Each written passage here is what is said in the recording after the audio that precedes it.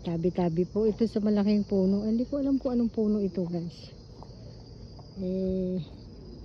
Ito yung gagawin yung parang sa atin, 'di ba? Yung ano to, yung tamar na malaki yung puno. Ayan, ewan ko kung anong gagawin nila diyan mga guys. Oo.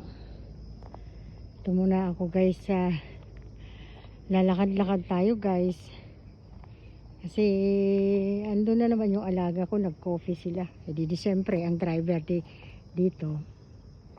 Yan mga guys, ang mga tamar-tamar dito mga guys. Ayan. Kita nyo mga guys, ang ganda oh. Ang dami dito mga tamar.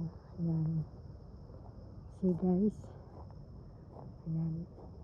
Ano to guys,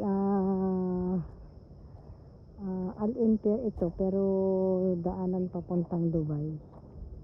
Oh, ayan ang mga tamar oh guys. Oh. Kita nyo guys. Ayan.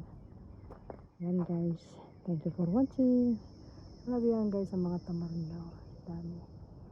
Hanggang dun sa dulo mga guys. Ayan. Ganda ng view dito. Siguro pag malamig maganda dito guys. Ayan.